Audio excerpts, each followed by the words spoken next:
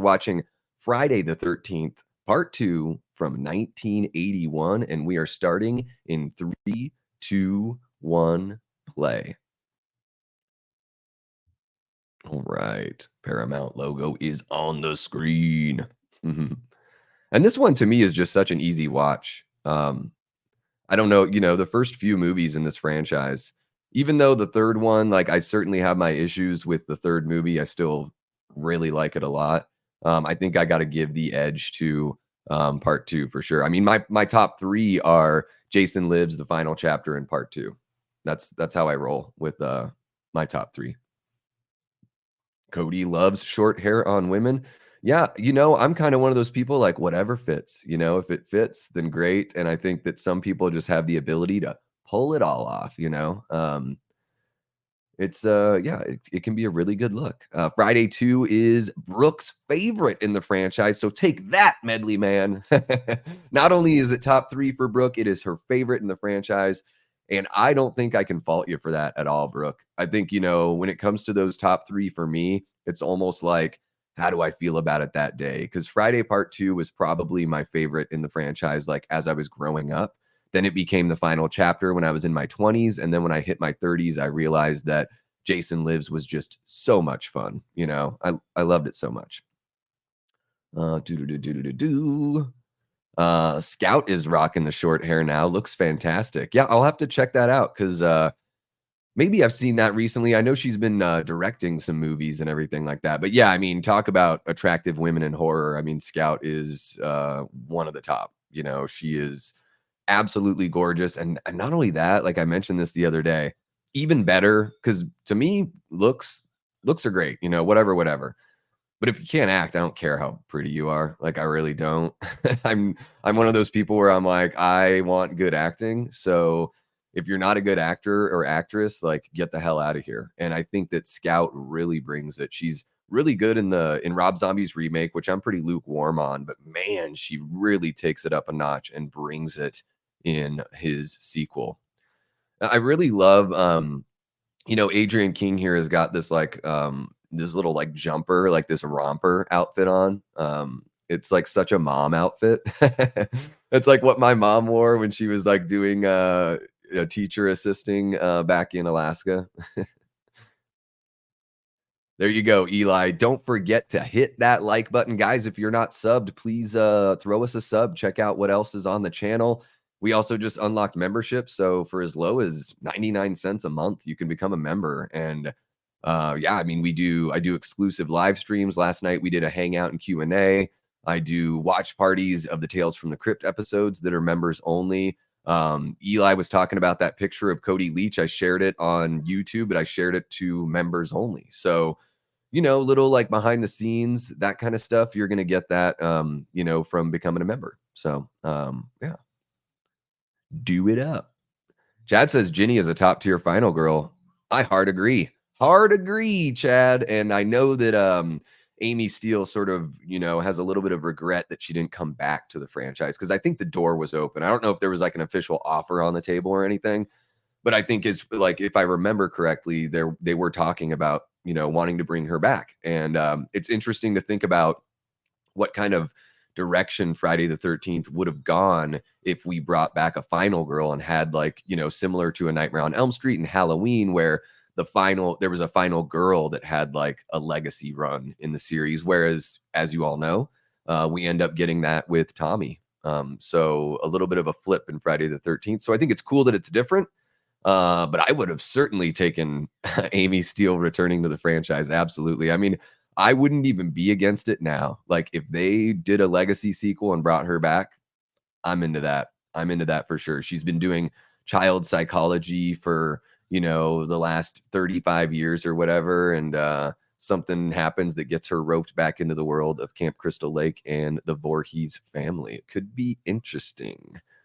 Cody thinks she's overrated. All right. I know that Cody, you really like Trish from Final Chapter. I know that that's your gal in the series and everything. So yeah, I think there's definitely, there's different camps, right? Some people like I know Tony Tony Michael from Two Dudes and Some Bullshit with Dave McRae. Like he's, you know, Ginny ride or die. Like he friggin' loves Ginny. So yeah, I mean, I think that it's cool that we have them all, right? I know a lot of people like Chris from part three, and I don't really like Chris. I don't think she's a very good performer, and I don't think the performance is really there. And I do think that she's jerking around what's his face quite a bit. I mean, I know that he's pretty like focused on getting it on. But something must have been said or something must have been done to make him think that that was like going to happen. So I sort of feel like she's kind of a cock tease. I know I'm just losing all the women right now. They're like, ooh, Davy seemed so sweet until he started talking about full frontal nudity and Chris being a cock tease. Hopefully, you guys are still with me.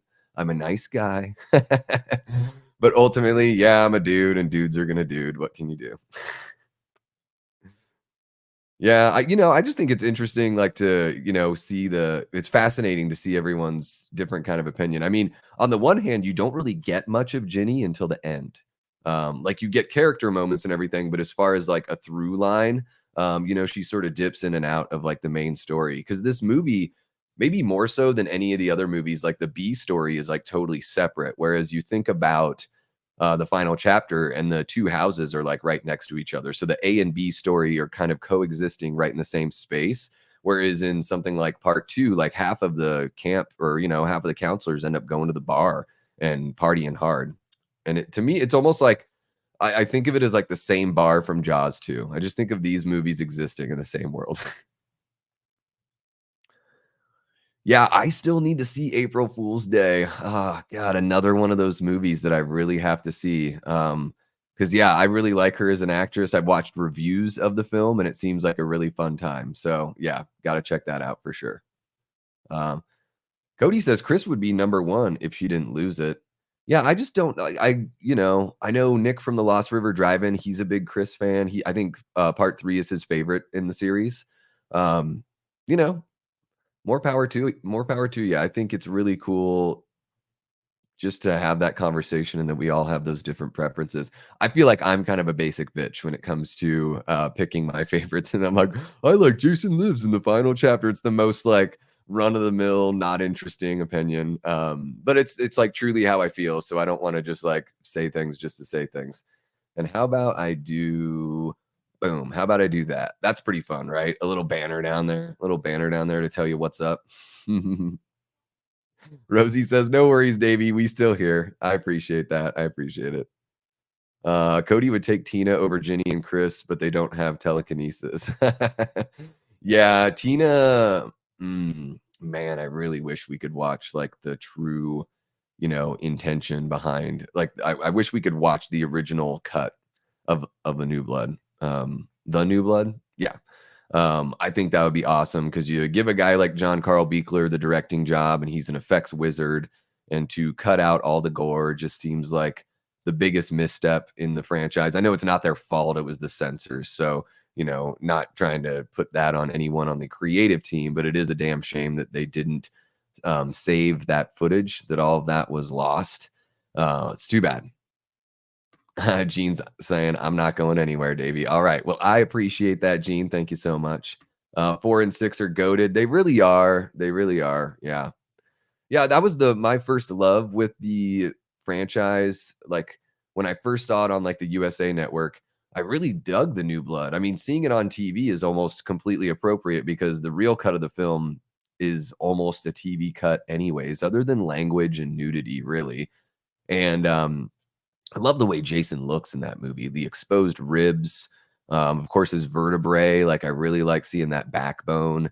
And yeah, as a kid, it was fun to watch someone with superpowers fight an undead monster. It was I was getting into X-Men and comic books at that time, so it was like it felt like Jean Grey. I know everyone calls it Carrie, but to me, it felt like Jean Grey fighting Jason. Which would be wild. Think about a crazy crossover movie where I know what did I mention? Or somebody had brought it up maybe in one of the chats where it was like Teenage Mutant Ninja Turtles taking on like Michael Myers. Like that would be really cool. Or taking on, how about you mix Jason Takes Manhattan? You do like an Otherworld Jason Takes Manhattan where he actually shows up at the beginning of the film is killing a bunch of people and the turtles go and stop him. Like that would be incredible. Maybe while the turtles are fighting Jason, Shredder goes and does some nonsense and they have to fight him after. I don't know. I don't know. Just spitballing here. What's happening, Jamie? Welcome to the stream. One of our lovely Death Squad mods, along with Mr. Cody Snyder there. Thank you guys so much for being mods and channel members. Love you guys so much, and hope you're having a great weekend so far, Jamie. So yeah, we got our little ticker there. If you want to join in, Alice just got out of the shower and she's suspicious that something's going on in the house. And she's damn right.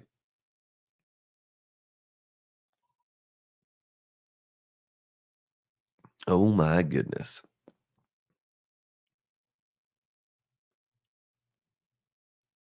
Would you guys like to have seen Alice have a longer run in the franchise?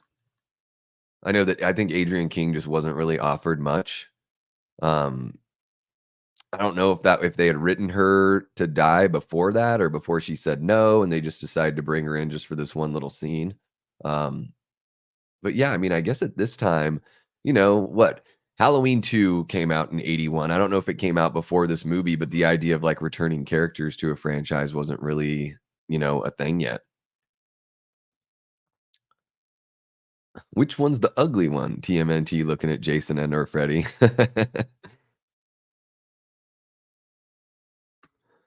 What's happening, Darren? Thank you so much for coming on into the chat, man. Great to see you.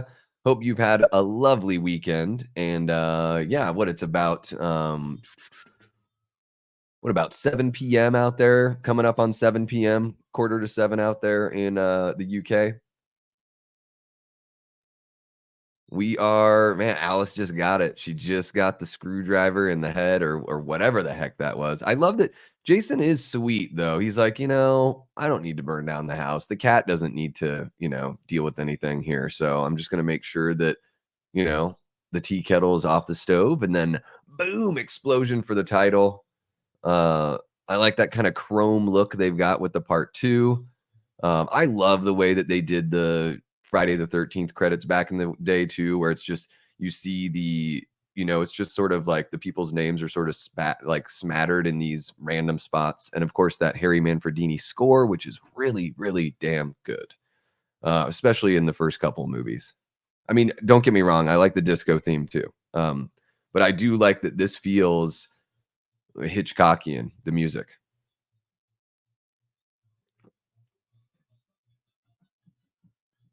Jamie says, I'm great, except I just spilled my baked beans. Darn it. Don't spill the beans. Don't spill the beans, Jamie. She could have helped Ginny and gone out by sacrificing herself. Yeah, they could have kept her around. Yep, absolutely. Everyone's saying, what's up to Darren? Love to see the love spread throughout the chat. Absolutely. Leave the cat, take the life. Timestamp Gory, we got the timestamp right there for you. So I just started it at 0. So there you go. It's a running timestamp. So at any point, if you end up, having a pause or whatever, you can always catch right up.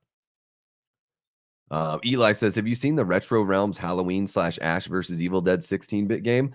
I grabbed the collector's edition with 2 arcade tokens with Michael and Laurie in them, encased in acrylic and a 12-inch Michael plush. I did see that.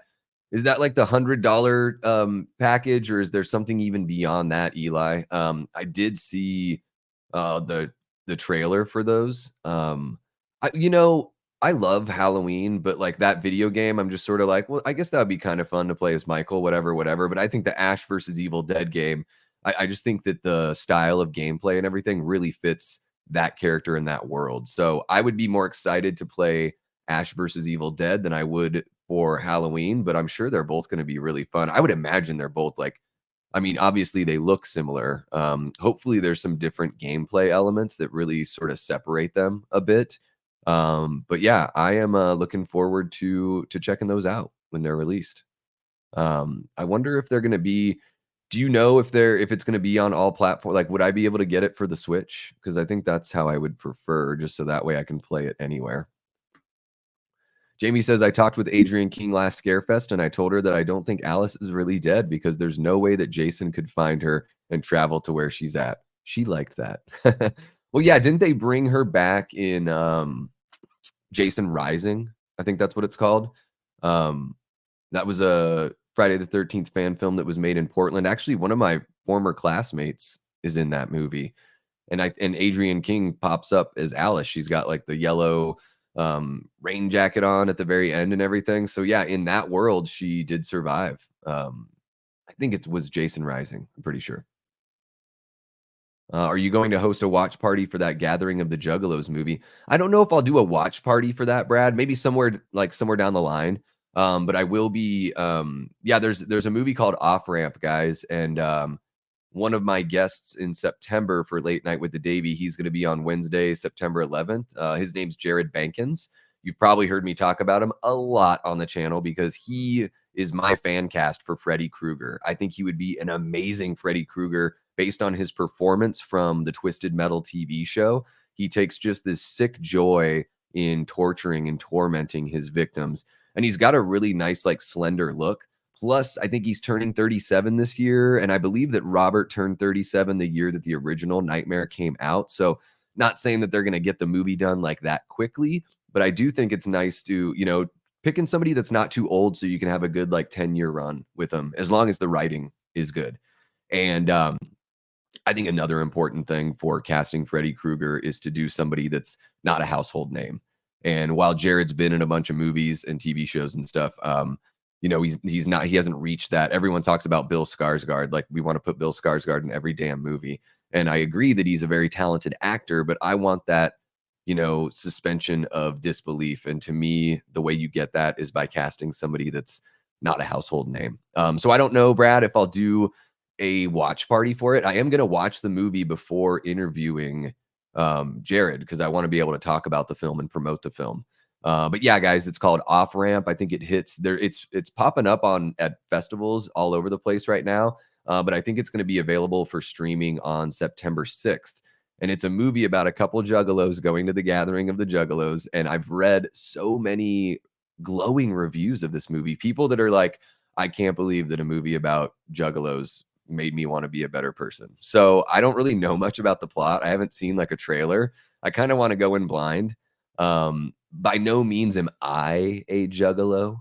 I enjoy a handful of ICP songs because they make me laugh. But I'm just not like very well versed in that whole world. But Brad in the chat, he knows all about that world. So yeah, maybe do a watch party somewhere down the line. I guess it depends on like how I feel about the movie. If I'm really digging it, then maybe I do want to give it that extra promo. But I guess I won't know until I see it. $100 bundle. Jamie says, yes, she told me to check out Womp Stomp to see that film. Yeah, Vin got involved. I think they'd kind of had the train running a little bit and welcomed Vin in, and he was able to help them out. Yeah, when I saw that he was involved, I was like, damn, like that's a big get. Good for them. All platforms, $79 version with the Halloween VHS box. Oh, if only I had all the money in the world. I'll probably just have to get like the downloaded version that's like $30 or something like that. No way, really? Oh, yeah, because September's coming up. Yeah, I didn't even know when to expect it. Um, man, I wonder if did you get like an email or something, Eli? Because I haven't seen anything, but I'll have to keep an eye out. I'm really looking forward to that box. I'm really looking forward to that box. And no, I'm not talking about Terry, Cody, but in a way, I sort of am. I saw that you said that the other night, Jamie. Was that on gosh, was that on a late night with the Davy or was that on the Halloween stream? Um, the Halloween 2 stream over on Drum Dums. I can't remember. But yeah, I don't think that would be a bad pick either. I think as far as like he's got like that body type that's just so unique that, could be very unsettling. I think that's like an important thing with Freddy is that there should be something that almost looks unnatural and uncanny valley about him. Oh, here we go. We got Terry in her sweet Mickey Mouse shirt, tightest tum in the biz. And we're about to get a little booty shot. There it is. God bless the early '80s, you know? It's just what would we do without the early '80s? I don't know. I don't know who I would be, because I was born in the early '80s. But, this guy's, like, he's such a creep, but he's also, like, does she like it? Does she it seems like she likes it, right? But he's gotta do all the work. What's going on there?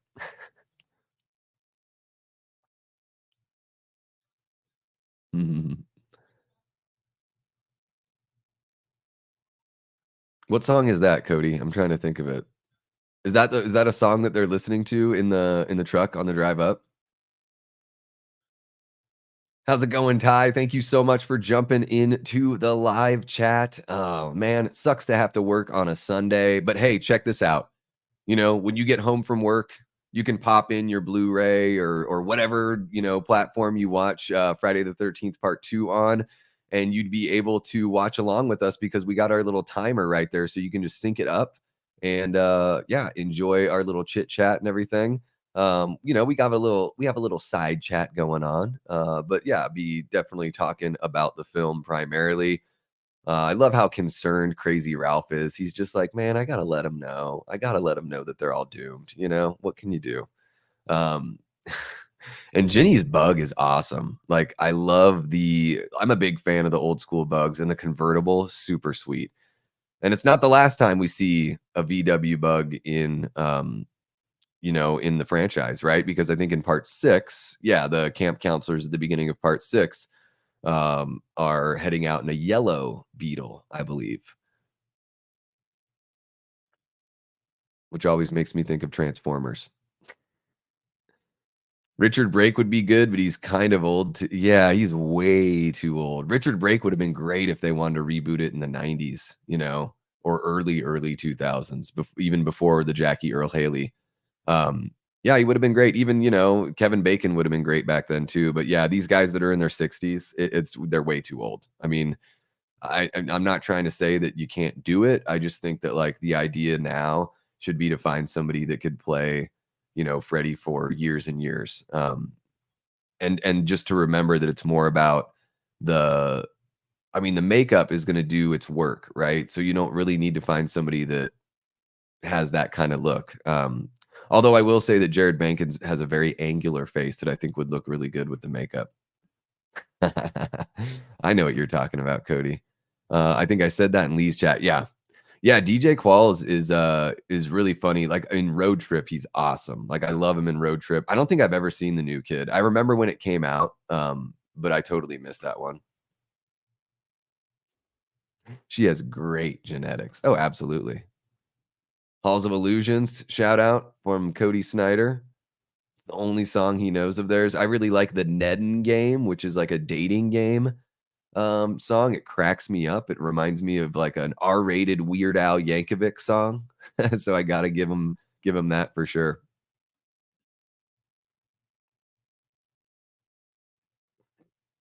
Oh, you know what, guys? I also forgot. Let's see here. Oh, dang! I thought I had an overlay for the theater seats, but I guess I totally forgot it. Sometimes StreamYard really messes with me as far as you know, yeah, like I tried to use the movie date with Davey and Kate thing, and it was messing with me. Let me see if I can bring it up while we're hanging out here.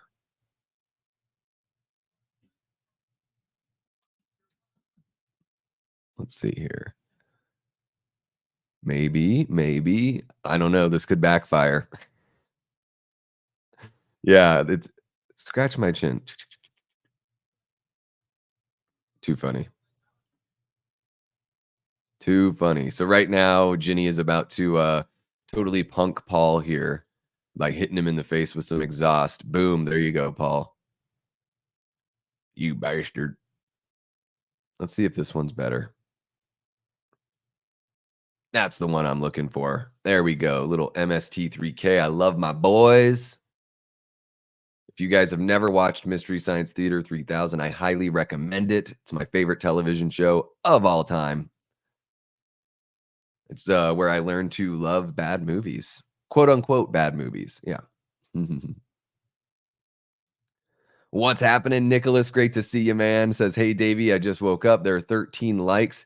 Well, guys, there's 15 people in here right now, so who's slacking on the like button? And at one point we had like 17 or 18 people. So come on, hit that like button. Don't be shy. Take part in the poll. Um, we've got 20 votes in the poll, and 90% say hell yeah, Friday the 13th Part 2 is a top 5 film in the franchise. That's pretty incredible. Hell yeah. Hell yeah. 13 appropriate. Yeah, very appropriate. Oh, yeah, the new guy. Okay, yeah. I knew what you were talking about. I can picture the cover of the movie and everything. It's so funny. It has Eliza Dushku wearing nothing but a bandana for a shirt. Wow. Okay. Well, I'm convinced. I love her as Faith in Buffy the Vampire Slayer. Really like her there. You know who I really love in Buffy the Vampire Slayer though is Glory. I know a lot of people don't like Glory as a bad guy, but I think she has such a fun-loving way about her, and I love that hair, like those tight curls. I don't know. Glory is awesome. Love it, love it. What's happening, Greg? Hey, Davey. Yes, I love the movies on MST3K. Yeah, I'm a big fan. It changed my life. The Beast of Yucca Flats is when people talk about The Room being the worst movie ever. I'm like, you haven't seen a Coleman Francis movie because he did 3 films. They're all made fun of on Mystery Science Theater, and they're all so bad. I mean, there's not even on-screen dialogue in Beast of Yucca Flats. Every time someone talks, it's ADR, and you don't see them talking. You see the person they're talking to. It's friggin' wild. I'm doing great, Nicholas. Thank you so much for asking. How are you doing, man? I'm happy to be hanging out with everyone here. I had an amazing night last night. I went out to the Gathering of the Ghouls, which is in Mesa, about an hour away from where I live. Hung out with my guy Cecil from the Horror Show channel. He has a booth out there. Got to meet Cody Leach and hang out with him all night. Hung out with Robert the Wolfman, who I know you guys see in the chat all the time as well. I believe Robert's at work today, so it's probably why we can't or why we're not seeing him in the chat here right now. And then, yeah, Nicholas, I met Miguel Nunez Jr. from Friday the 13th, Part 5, A New Beginning, and Return of the Living Dead. Um, he gave me his phone number, and we're talking about doing an interview. So you guys know that I interviewed Ron Sloan, who plays Junior in A New Beginning. So how cool would it be to also get Miguel Nunez Jr. in there? And then you know what? Like after that, and maybe get Shavar in there. You know, who knows? Maybe reach out to just whoever in the cast that's down, you know. Could be really fun. They're coming up on it's a 40th anniversary of that film next March. So it would be really cool to get to interview and talk to those guys and put out those interviews and then also just sort of like do a big celebration. Maybe put all the interviews kind of like together in a collection video and put that out during the anniversary. And of course, celebrate it here on the channel with its own, you know, unique video or stream. Davey, I can row a boat canoe. Know that one? I don't think I do know that one, Gene. Is that a song? Um, is it a song or a movie? Eli asks, how old were you when you first discovered the horror genre, and what was your go-to horror movie as a little Davey? Well, I guess I would, you know, Jaws is probably like my discovery. I don't. It's weird. Like I don't know if I consider Jaws like just a straight up horror movie because it has so many elements of so many genres. But when people call it a horror movie, like I ain't gonna fight it.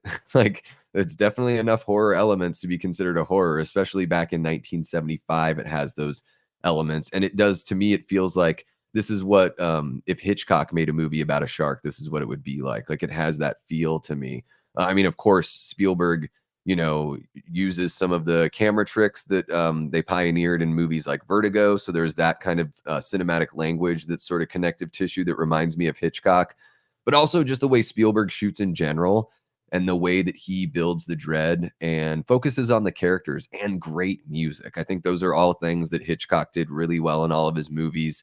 And I don't know if Hitch was still around. I don't know when he died, but I know that like I wouldn't be surprised if he were around that he would have been a big fan of Jaws.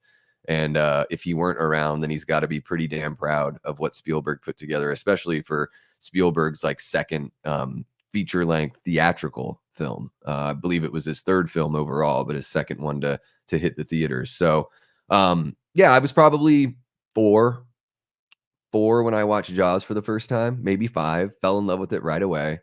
I've owned so many copies of Jaws on, VHS, double VHS, DVD. Now I've got Blu-ray, and then I upgraded to the Steelbook.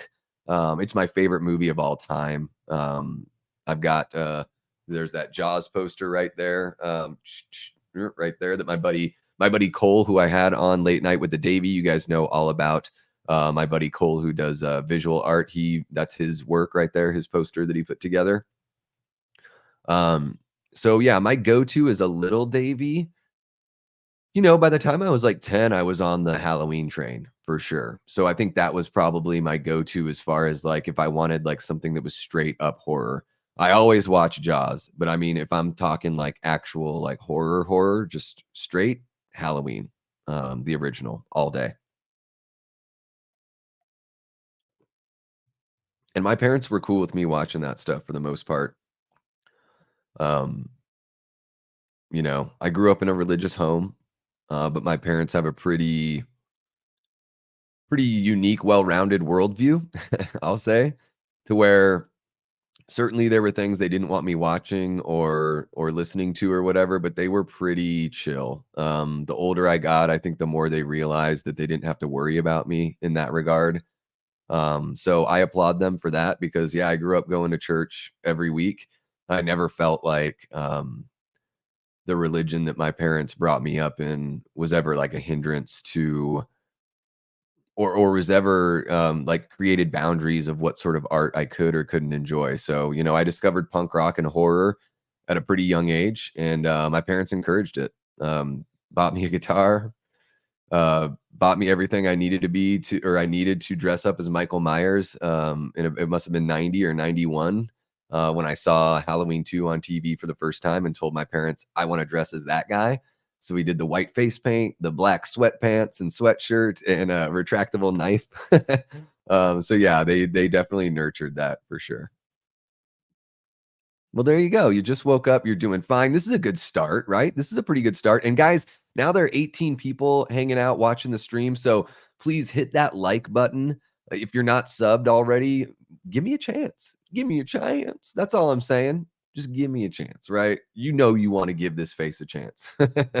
And then for you folks that are subs and maybe wondering if you want to give membership a shot, just for 99 cents a month, you can become a member. So certainly not a requirement, but really cool. You guys fuel the channel just by showing up and hanging out. So really appreciate you guys for that. And those who are able to be channel members, that's really awesome too. My goal is to just be able to pay, if I can pay one household bill with membership and super chats, like that would be incredible. Like it would be so cool to be able to go to Kate and be like, hey, our utility bill is paid from YouTube. Just one small step for Davy Death Ray Kind. Ooh, baby. Ooh, baby. Hey, baby. I also like when he's in the shitter and his chickie starts shaking it and he's like, "You're gonna get it, bitch." I love the way he says that. Medley Man says Friday Part 2 is like Halloween 2, where you start to realize everything you like about the film is based on little gimmicks like masks and kills and tits. Yeah, I mean, that's the slasher subgenre, Medley Man. You know what I mean? Like that's just I don't think it's gimmicks. I think it's let's say this. It's not they're not gimmicks, they're tenets of the subgenre. It's what we come to expect when we go and watch one of these movies. So I guess you could call it, to me, gimmicks has a negative connotation. So I'm gonna say tenets because I believe that it's not a negative thing that these movies have masks and kills and tits. I'll take all the masks, kills, and tits you got. For sure. Greg says, Davey, I haven't heard you go to Mad Monster this year. And did Atomic Monster ever get restarted in Mesa? I don't know about Atomic Monster. I did not go to Mad Monster this year because I went to Days of the Dead. Mad Monster was like 2 weekends after that. So I went to Days of the Dead, worked the Horror Show Channel booth with Cecil and those guys. Skipped Mad Monster this year, and then yeah, last night I went to Gathering of the Ghouls, and then when I'm done here, Gathering of the Ghouls actually just opened its doors 8 minutes ago for Sunday. So when I'm done here with you guys, I'm probably gonna hop right off and scoot on over there and hang out with Cecil, maybe kick it with Cody. Hopefully, I can bump into Miguel again, and we can talk about setting up an interview. Yeah, it'll be. And then I bumped into this guy. Just started chit chatting with some random guy in an Evil Dead shirt last night. We became buddies, and started talking about he likes to create like knives and stuff like that. He likes to work with his hands. His wife is a painter, so she's a creative type as well. She has a booth at the con, and then I told him about my YouTube, and the guy started following me on Insta. It was really cool. So when I go out there, I'm gonna say what's up and check out their booth and see what they got. And I'm trying my hardest not to say anything about this actress because I know she was like 17 when she was in this movie, so it's not really appropriate. But all I'll say is, good lord, bouncy, uh, perky and bouncy. Oh, let's see here. From a Mystery Science Theater 3000, Gene. Okay, let me go up and grab that. What was it? Where did it go, Gene? Where did it go? Trying to find a chat is like just I feel like all this dead air when I try to find somebody's older chat. I can row a boat, canoe. No, that one. I don't. It must be one of the jokes they say. I really love Ginny's bathing suit here is like such a late 70s, early 80s thing, like the super low hip bathing suit. Like I really dig that look. It's just something that reminds me of like, a different time. Not on the Switch, I don't think. Which one on the are you talking about the video game? I might have missed something. Brad says, I felt like we grew up in an era where horror movies were considered kids' movies. Yeah, the era I mean, you're just a few years younger than me though, Brad. Are you talking about like the generation that you grew up in? I mean, I feel like horror movies have always been, geared towards like teenagers, you know, teenagers, young adults. And then certainly in the era that I grew up in, I was born in 82. So I started seeing these movies in the early 90s on the USA network. And yeah, I mean, they're cut for TV. So they sort of are like pretty kid friendly. You get all that excitement of the slasher, but you don't get the blood and the boobs and that kind of stuff. But for me, it was never about the exploitation of the subgenre. To me, it was just more about like the roller coaster ride of it all. Ah, the Deadly Mantis. What's really funny, Gene, is I watched that movie like years before they made fun of it on Mystery Science Theater because I was looking for a bad movie to watch. R.I.P. Muffin. Muffin's toast. Because Muffin doesn't come back because at the end it's all a dream sequence there. So Muffin never comes back. Muffin's done. Yeah, I think I've only seen that episode of Mystery Science Theater, you know, maybe a couple times, Gene. I'll have to revisit it. Straight up, says Eli to Brad. Yeah. And look at that. Cody Snyder gifted a channel membership. Let's see here who got it. Brent Madison was gifted a membership by Cody Snyder. Welcome, Brent. I know you're probably not here in the chat, but you're going to get a little email. It's going to let you know that you're now a channel member. How cool is that? I love it when you guys gift these channel memberships. It gives somebody, I don't know if I've seen Brent. Maybe I've seen Brent. I think the little icon looks somewhat familiar. I may have seen Brent in a live stream before, but I think what it does is it encourages people to come and check out, everything the channel has to offer because it was gifted. All right, right. So why not? And let's see here. We're at 28 votes on the poll, and things are evening out a little bit. Is Friday the 13th Part 2 a top 5 film in the franchise? 82% of you say hell yeah, and 18% say no way. You crazy, Davey. Now I can barely get my kids to watch Beetlejuice. Nicholas got breakfast and coffee, and there are 17 likes. I'm jealous of you. I ate a banana before coming onto the stream, but I'm gonna have to grab something on my way to Gathering of the Ghouls. Yeah. Medley Man says, I have this movie around the same place as Friday Part 7, which I have below 9 and X. And then my top five is the remake, 6, 5, 4, and Freddy versus Jason or X. Yeah, I mean, you and I would like, it's almost like we've got a little bit of an opposites thing going, but I think that's awesome, Medley Man. I think it's like, you're not shy to talk about your opinions on these movies. And I think that's really cool. I think, like, you know, and you know this because you do it all the time, is talking like about why it works for you or why it doesn't. I think that's a really key part of it too. And hell yeah, woohoo! Cody bringing the generosity like a pro. Not only is he a channel member, not only is he a mod, like he's a mod like all over the friggin' place. I had to pull him away from everyone else to be a mod over here because we're popping off, people. But Cody is also generous and gifting those memberships. Really cool, man. Eli says, same with mine, Bradley. Kids nowadays aren't really interested in movies because of all the social media. Yeah. Well, yeah, and I think sometimes, like, I think something's been lost with storytelling in movies where it seems to be more about, like, I don't know. I don't want to say it. It just seems like maybe the message of the movie is more important than the story. And I think that messaging in movies can be done really, really well.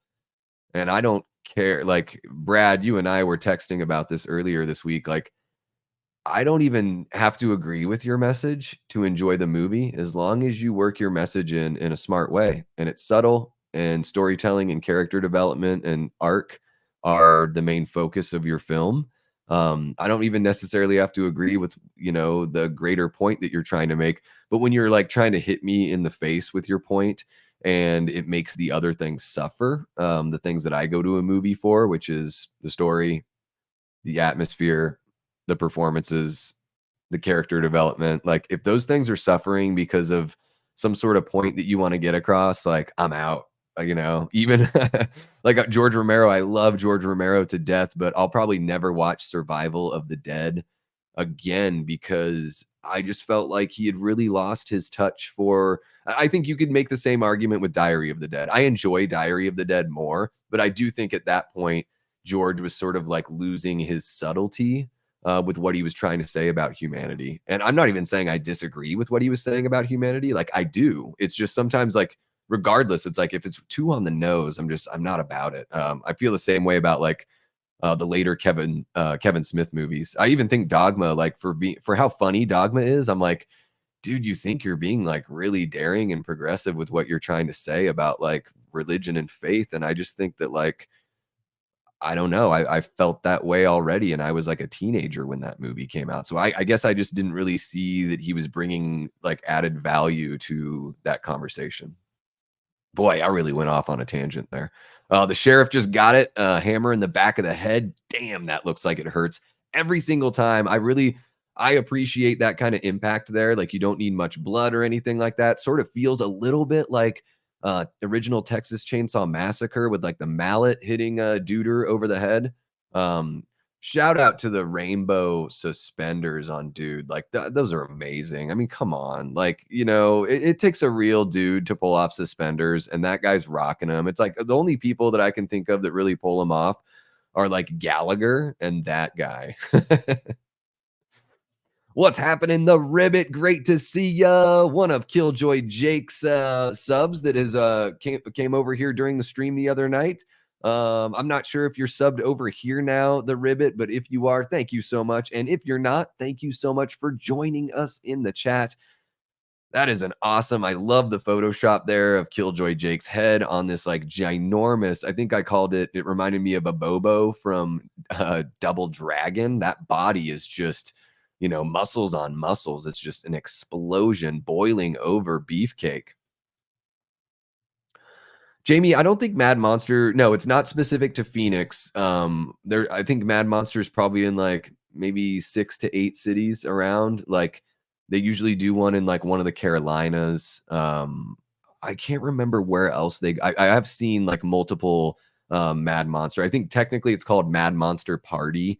But yeah, I mean, if you look it up, I would imagine that I think they're making their way like closer to the East Coast right now. So I don't know if they're going to be like in your neck of the woods, because I know I think you're in upstate New York, but they may end up somewhere kind of close.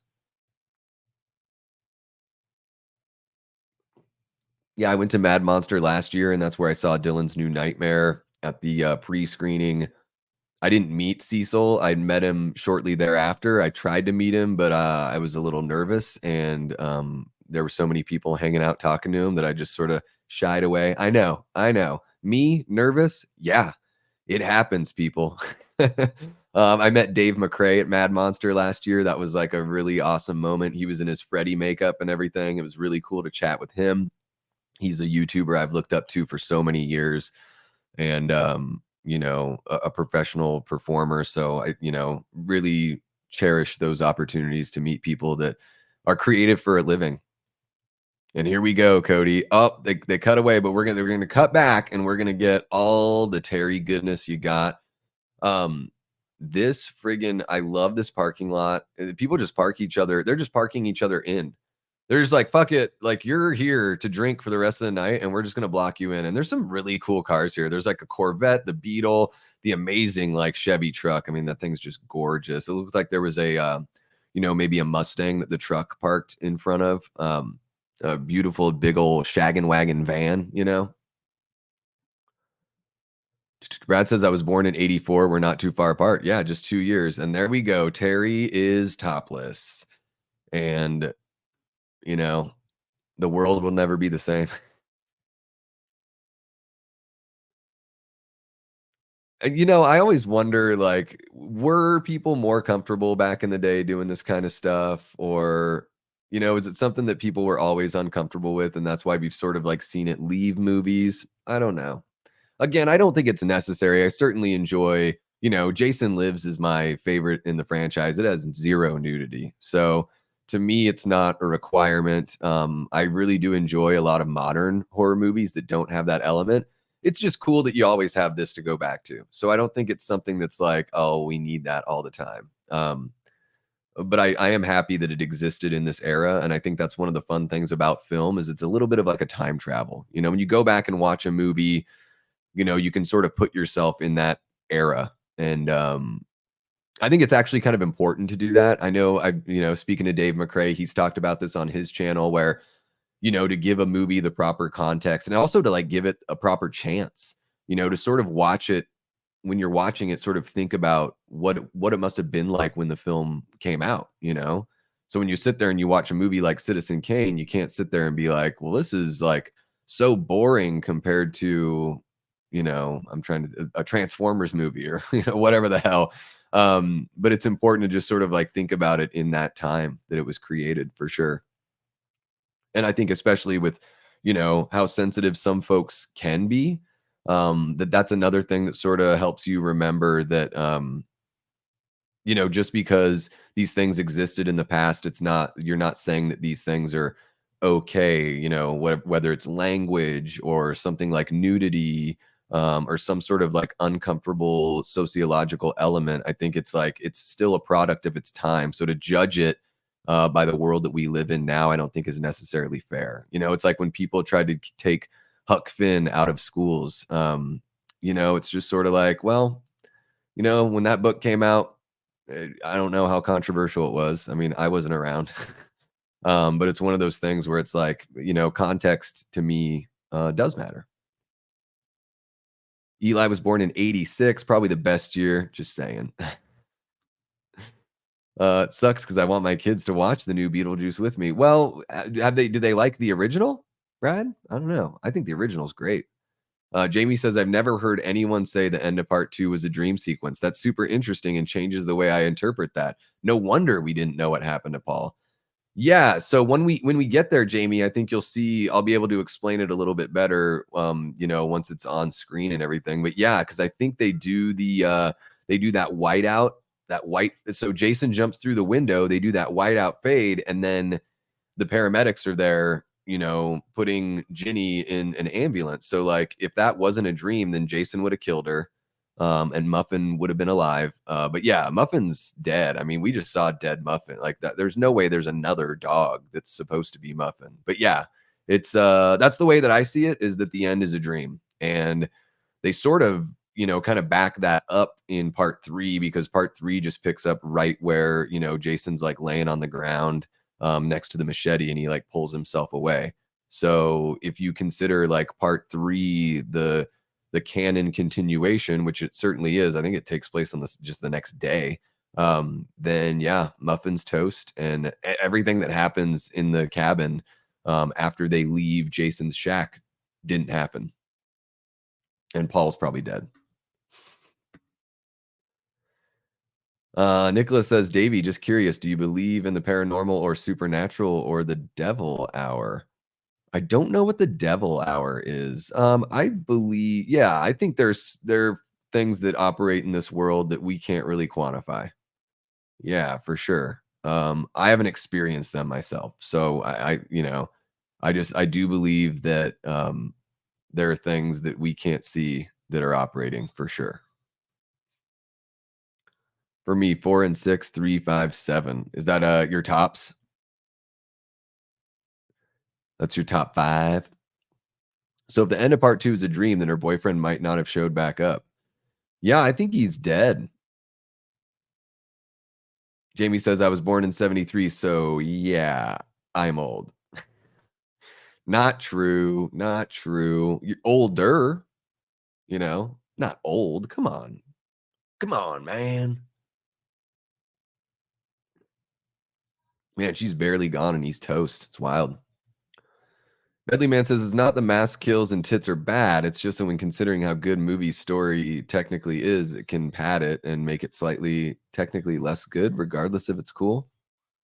It just seems like it's so important to the story, though. Like, what are these movies without the kills and the mask? I think it is. They are they are storytelling elements. I mean, you could say that everything that's not actively pushing the story forward is padding. So yeah, every film technically has padding, but as long as it doesn't feel like they're wasting your time with it, as long as you don't really feel like it's padding, I think like it works. Yeah, it's wisdom. It's not old. Come on. Nicholas says it's been so long since I watched Friday the 13th part 2, so I don't remember much about it. It's really good, Nicholas. I really love this movie. So I'm pumped that you guys picked it. I would have been fine watching any of the movies that I had put on the poll, but this one won in a landslide. The message is separate from the quality. It absolutely is. And unfortunately, the message can negatively affect the quality of a film for my personal experience. Boom. Brad saying he agrees. I always appreciate a good message. Me too. I want it to be told like smartly and subtly. I sort of feel like it's our responsibility as an audience to almost like meet the filmmakers halfway, and do some of the thinking. And they don't need to do all the thinking for us. Like, subtly put it out there and let us see it, the way that you look at a painting and interpret something differently than somebody else might have, or maybe like a lyric in a song that you think means one thing and then somebody else is like, oh, I thought it meant this. I think that's the fun part about, not having something shoved in your face, regardless of, you know, where it's coming from. I don't want even a message that I agree with, I don't want shoved in my face. Boom. Thank you, Ribbit. Appreciate you, bud. Part 2 is definitely my favorite in the Friday series, says Jamie. Ginny was a huge influence on me growing up. Her empathy and strength were inspiring for me. I wanted to become a psychologist because of her. Yeah, and right now we have the pivotal scene. Sorry about the plosive on the mic. We've got the pivotal scene where she's talking about, just sort of examining like what if Jason really is out there and like where would he be mentally? Like how confused, but she has, like you're saying, the empathy. She sort of feels for him. And whereas the other characters think it's just kind of a joke and a folk tale and nothing real, she's like, she is considering it very seriously. Nicholas says, Davey, to be honest, I never see a movie that pushes its message down your throat, so I can't relate to what you said. Hopefully you're not mad at me. Not at all, man.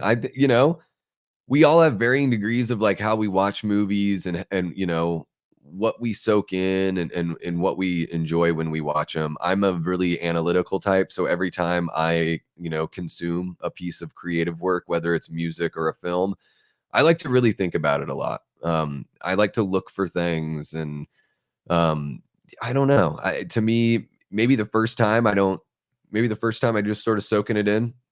But I'm a big rewatcher. So the more I watch a movie, the more I want to like look for maybe not necessarily deeper meaning, but like just peel back some layers and see if there's something there that maybe I missed before. But I think we've seen it in, I mean, I think we've seen it in Star Wars recently. I think we've seen it in the newer waves of the Marvel movies, not every single one. But we see some like really on the nose messaging that seems to not really fit the property. Yeah. Uh, Greg says when you and I met and talked at Mad Monster, we talked a few minutes. I didn't know you had a channel till later on. Well, Greg, I really didn't have a channel then because right after Mad Monster is when I started my channel. I think it was like the following Monday, I did a spoiler free review of Dylan's New Nightmare on my phone. Didn't even have a little microphone or anything, just did it straight on my phone. And so, yeah, that was the day that I decided to officially start my channel. But I'm glad you found me. I think what made the nudity uncomfortable for many is that it was mostly women. It was rare to see a naked man. Sometimes we see a little man booty, but never a front view, still a rarity. Yeah, I think, I don't know, maybe just like, does anyone want to see a dong flopping around? Maybe. I don't know. You tell me, Jamie. I mean, I've seen it. Yeah, a couple movies. Manhunter. I don't know if you guys have ever seen. Oh, not Manhunter. To Live and Die in L.A. I got my William Peterson gritty '80s cop dramas mixed up. Um, yeah, To Live and Die in L.A. William Peterson hangs dong in that movie. It's sort of in the shadows and everything, but they went for it. But yeah, you're totally right. I mean, absolutely it was, women 99.9% of the time. So I can certainly appreciate what you're saying there. And I think there's an element of like, if you look at like old war propaganda, you always see like a woman that's sort of in tattered clothes and like the bad guy is like, trying to take her away or even something like King Kong, like the imagery. I think what's going on is there's a couple things at play when it comes to nudity with women is it's of course they do want to entice the men or the ladies out there that like the ladies by showing off I mean, I think we can all agree that the human body can be very beautiful. And in particular, I think the feminine look is exceptionally beautiful. Maybe that's just me.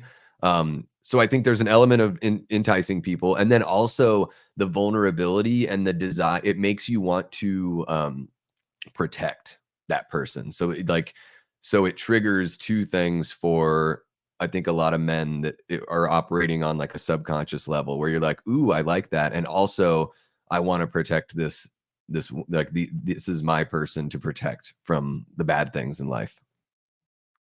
I could be wrong. Liana, what's happening? Love seeing you in the chat here. I think I saw you over on Drum Dums just the other day. They slowed down the titties so people could watch horror with their parents. Maybe. And I can't remember the character's name here, but of course, she's putting on, everyone makes fun of this, the poop colored like satin undies. It's just like, it's a very, very bizarre choice.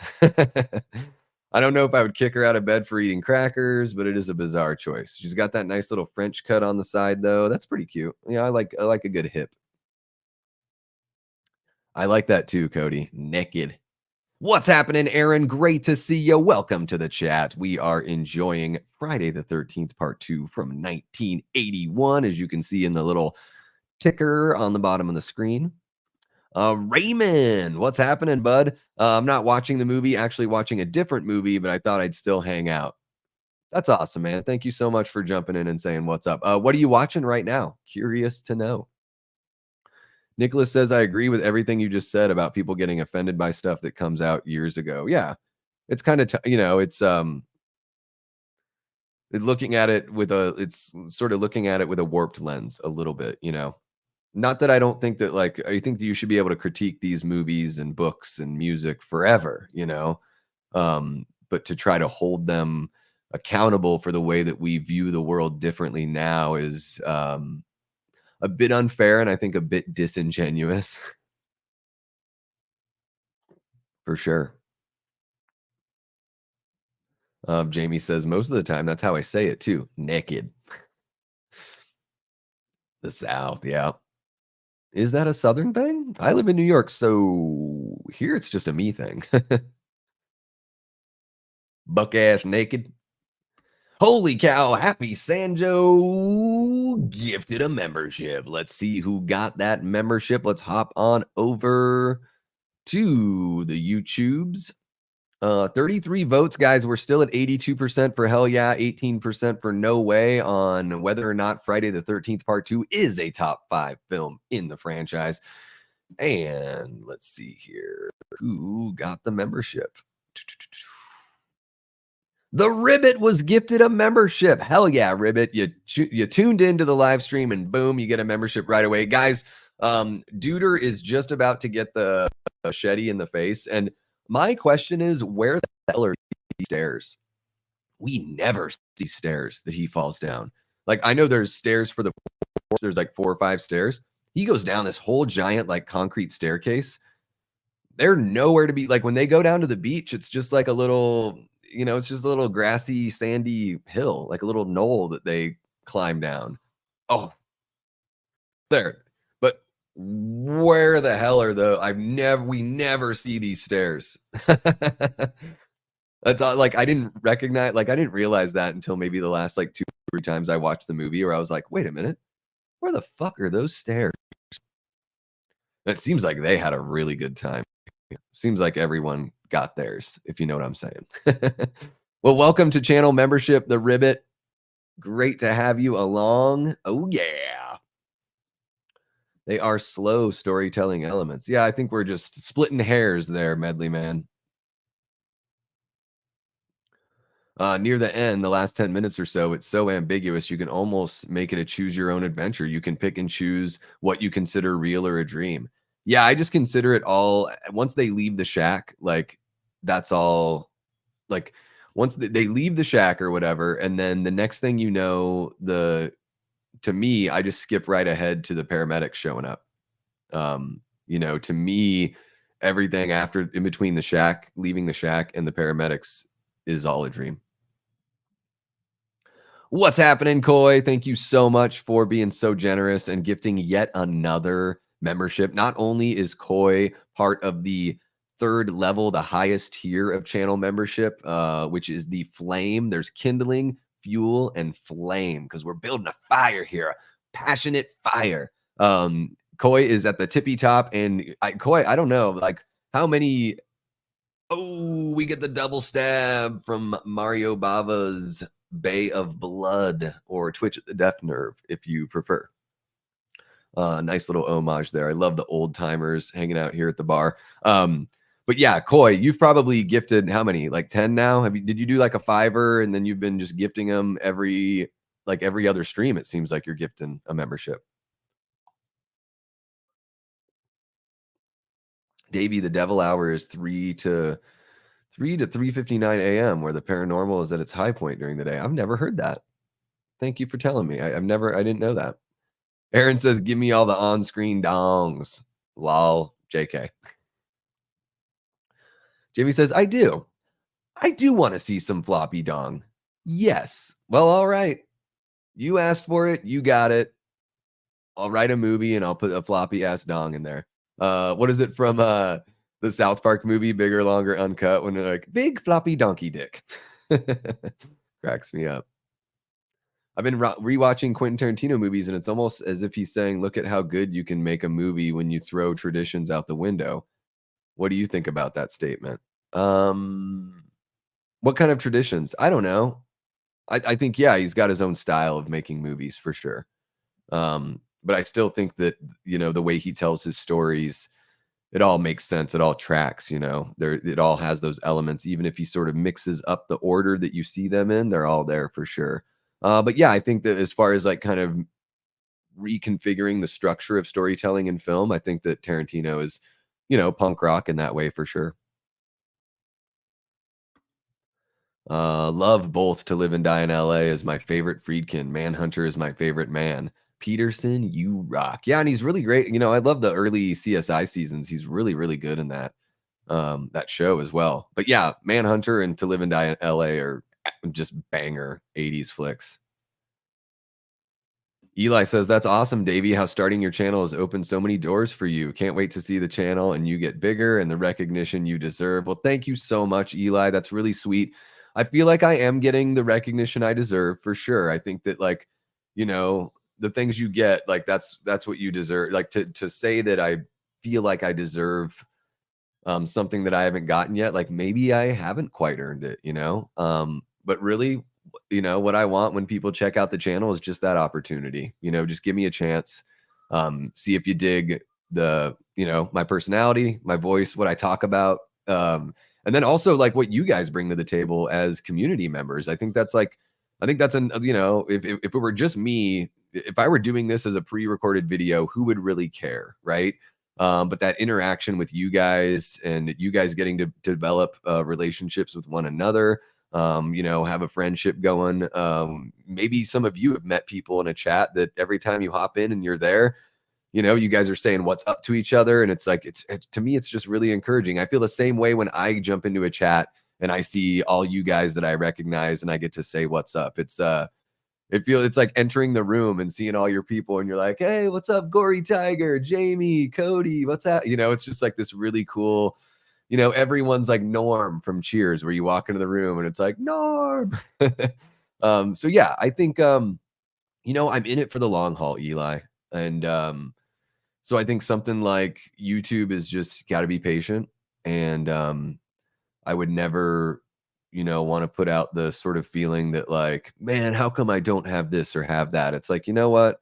If those things are meant to be, and if what I'm doing is worth a damn, those things are going to come. I just have to, you guys hear me use this phrase all the time. It has to be cultivated naturally.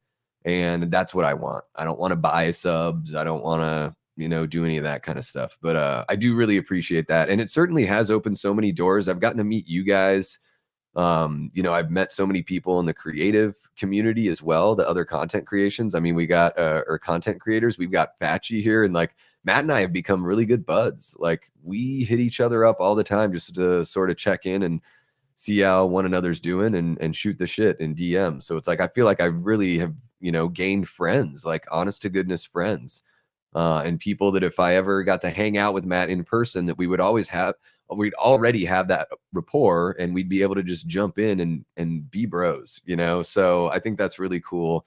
And everything else will just come with time.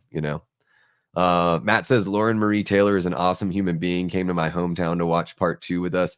Is she the girl that wears the brown undies, Matt? The one that just got sliced and diced by Jason there after he was hiding in the bed?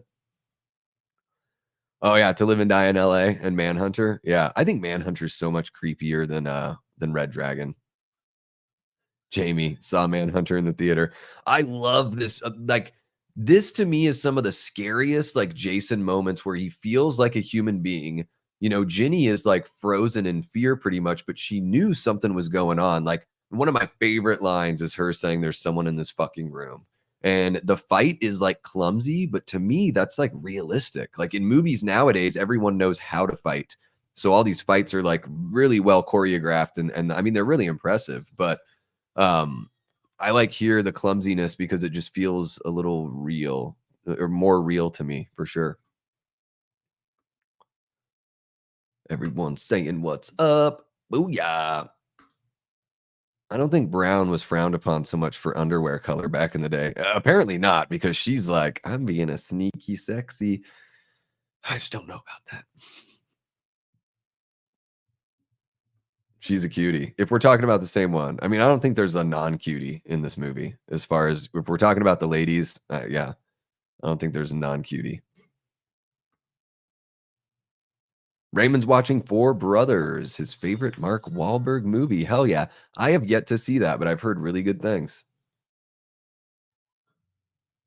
Guys, everyone's catching up. Hell yeah. I'm okay with nude women or men, Davey, but maybe it's just me.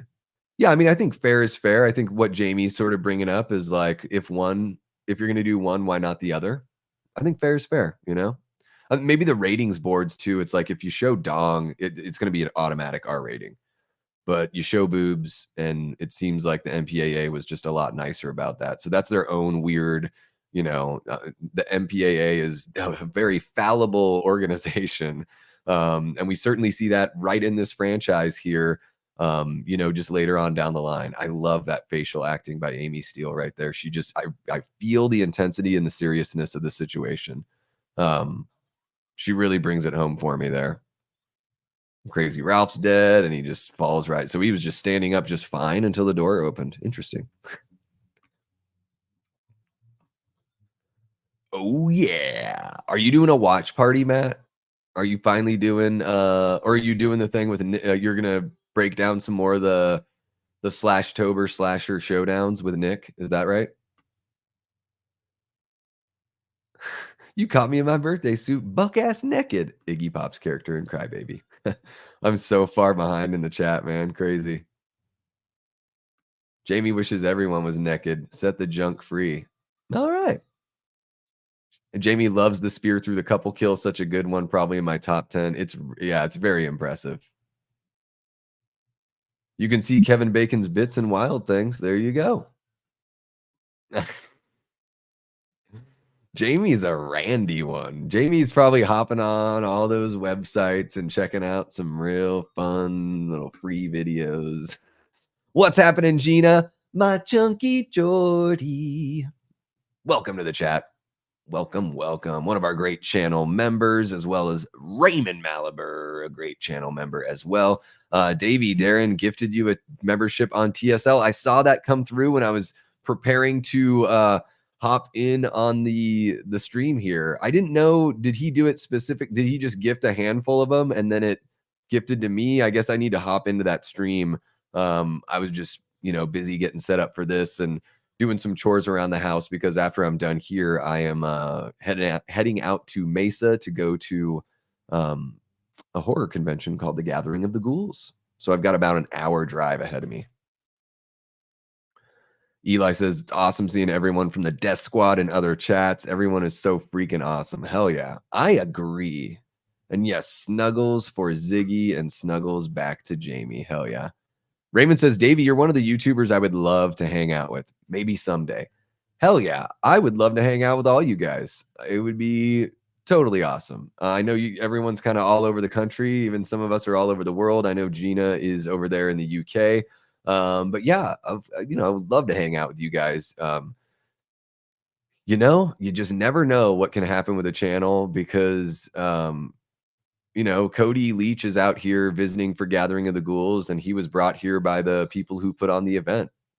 And he's just sort of hanging out. I mean, he's doing his panel and everything like that. But other than that, it's not like he's set up at a booth, like signing autographs for money or anything like that. He's just sort of kicking it. So you never know, probably years down the road for something like that. But you may see me come over to your hometown or close enough by to where you want to make the drive.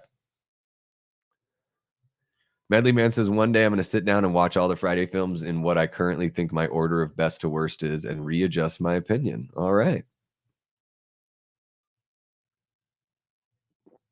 Jamie says, when Amy Steele signed a picture for me last year, she wrote, Paul, there's someone in the fucking room. Yeah. It's one of my favorites too. All right. I'll have to check it out. I'll have to check out Four Brothers. Jamie says, my best friend Matt lives in Phoenix. If I ever come for a visit, we can hang out, Davey. I would love to hang out with you and Kate. That would be awesome, Jamie. Yeah, let me know, and we'll get a hang going for sure. We'll go to Zook's. Destiny recommended Zook's as the sandwich shop to check out, so we can check out Zook's. We can check out Oregano's.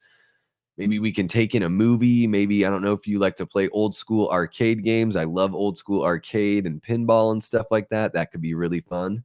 Yeah, and we're like knee deep in the final act here. Jenny is running away from Jason. He's currently stalking her in the cabin. She's under the bed, and she's about to get. I guess she gets so scared by the rat that she pees her pants. Is that really what happens? It's hardcore. I love, Iggy Pop in The Adventures of Pete and Pete as well. I've seen him live. I've seen Iggy twice live, and that's all because of Kate. We went and saw him in an auditorium, and then I saw him in an, outdoor show as well. Really, really good. Both times when I saw him, it was like the drummer from the Arctic Monkeys was the guy drumming. Josh Homme from, Queens of the Stone Age was playing guitar. It was sort of like a super group that he had put together for that post-pop depression album that he did. It was really good. Liana says, "Have you ever listened to DZ Death Rays?" No, I haven't even heard of DZ Death Rays. You might really like them, and it's the perfect with the name. Is that a band? I'll have to check them out. Feel free to shoot me, like a link or something like that. You can DM me. I think I've got let me just make sure because I think all the links are in the description below. Yeah, so you can, Liana, you can find me on Insta or Twitter if you want to shoot me a link. Or just like maybe if it's a band, like a song that you recommend or that you think that I would really like.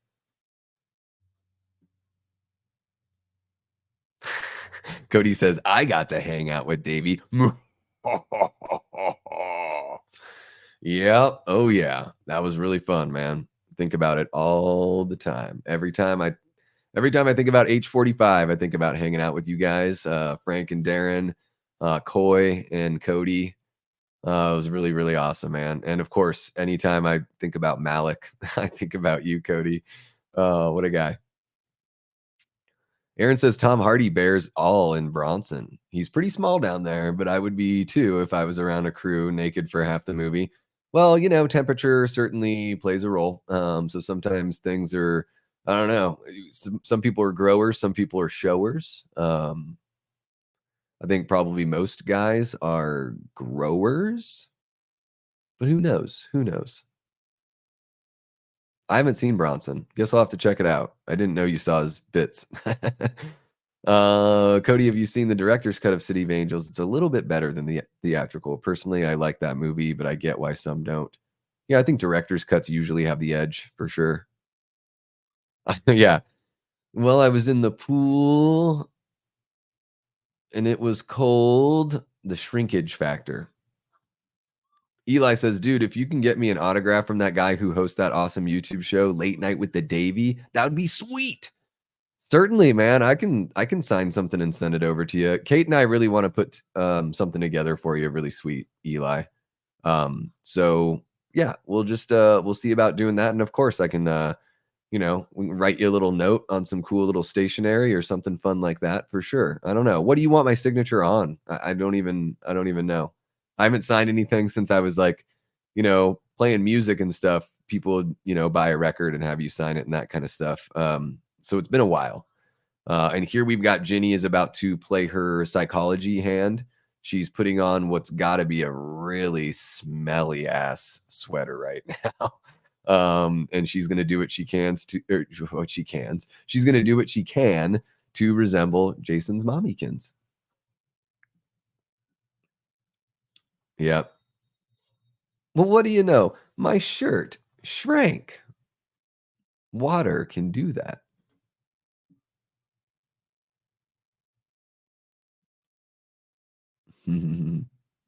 Why am I lucky? What happened? If you feel like it, check it out, Cody. I'd love to hear your take on it. On the director's cut of City of Angels. Yeah. I don't even know if I've seen that movie yet.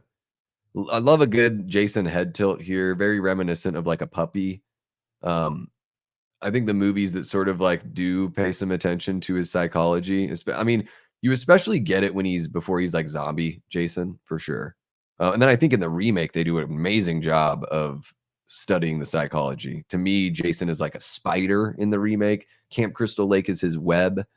If you hit that little tripwire, he's going to pop up out of somewhere and grab you and pull you down. And he just, it was the last place that he knew love and safety with his mom. So he protects it with his life. You just made the list. James O'Barr wanted Iggy to play Fun Boy in the first Crow. Oh, interesting, interesting.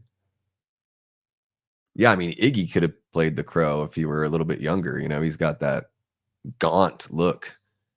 Four Brothers is over, so inspired by your talk of Sydney Sweeney last night, I'm gonna watch The Voyeurs now. See some Sydney nakedness. I've not seen one Sydney Sweeney movie, guys. I've not seen one of them. I really want to check out Immaculate though. I've heard really good things about it. Necro, what's happening? Welcome to the chat.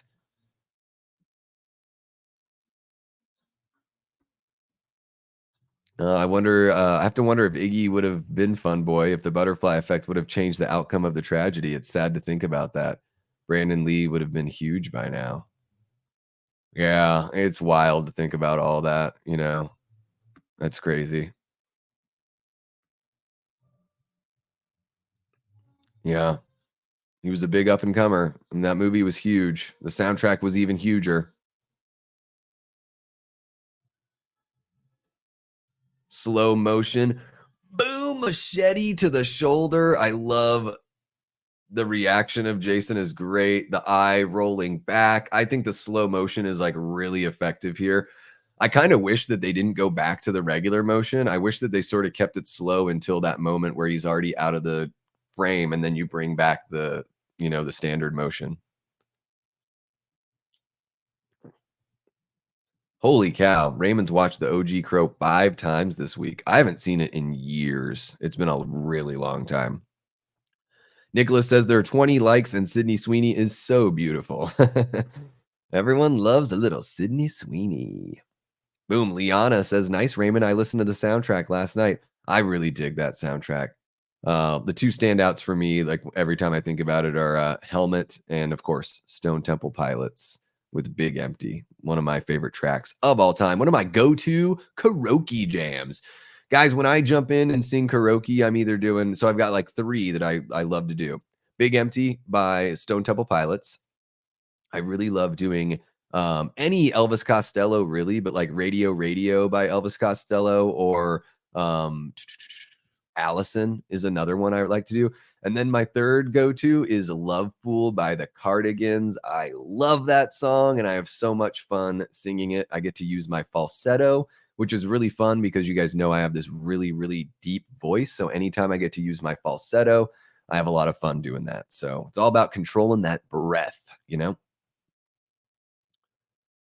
Yeah, it's wild to think about what Brandon Lee could have done, and it is such a shame.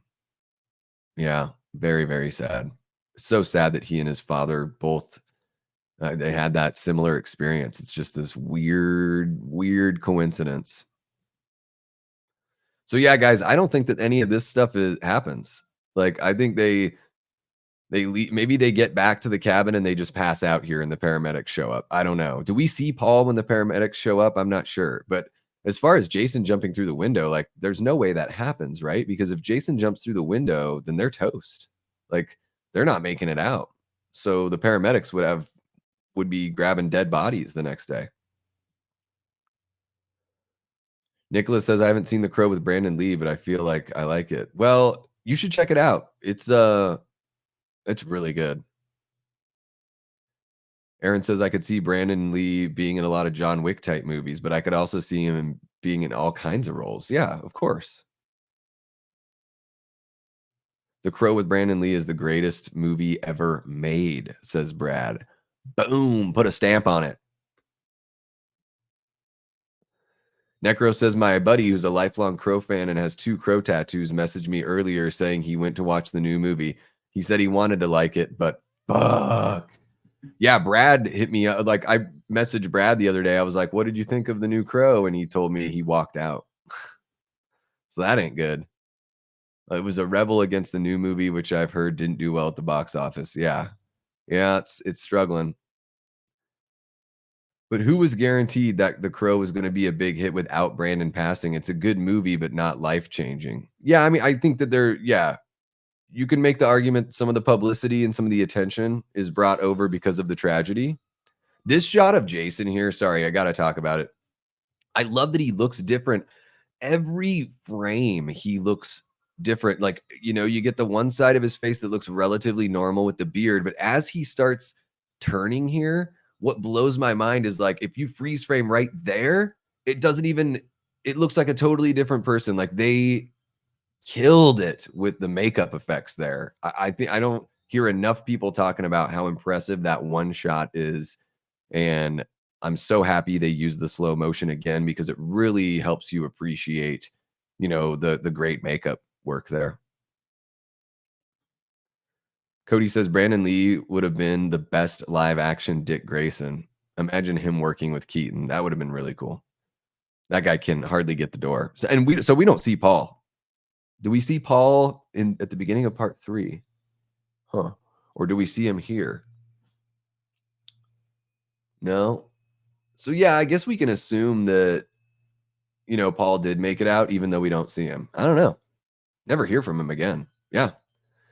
Yeah, we don't see Paul after the shack scene. It always bothered me that we don't find out what happened to him. Yeah, it is a weird. They really leave you hanging on that one. And then here they did a freeze frame because I think originally that's an actual actress and they were gonna have her open her eyes and they decided to not do that. Raymond says the OG Crow is one of my all-time favorite movies. That's why the new one stings so much to me. Yeah, I think a lot of people feel that way, Raymond. Gory saying what's up. Jamie says, I honestly think that The Crow would have been a huge hit no matter what. It's such a good movie, great music, great cinematography, excellent acting. I don't know a single person who doesn't love it. Yeah, and I think it really captures that interesting, it does have like a Batman kind of gothic look, like something that you feel like it doesn't necessarily take place in our world, but in a world that's similar, but maybe not this specific universe. It is really cool the way, the look of the movie and everything. I think I know, what you're saying though, Eli, because I think sometimes even with a band like Nirvana, like I think Nirvana is amazing, but once Kurt Cobain died, that's when people started saying that like, oh, Nirvana is like they changed everything, like they brought like punk and they brought all this stuff to the mainstream. Like people started saying that after Kurt Cobain died, not before. And so I do think there is a little bit of that, like not a revisionist history, but I think that like once somebody passes, there is an accentuation on the love, because it's something that you're never going to get back again. So can't really fault them for that. But I know what you mean that it's certainly part of the legacy. And I still think it's great. Yeah, I don't think The Crow is good because the tragedy makes it good. I think it's just really good. So many dream sequences at the end of Friday the 13th movies, says Aaron.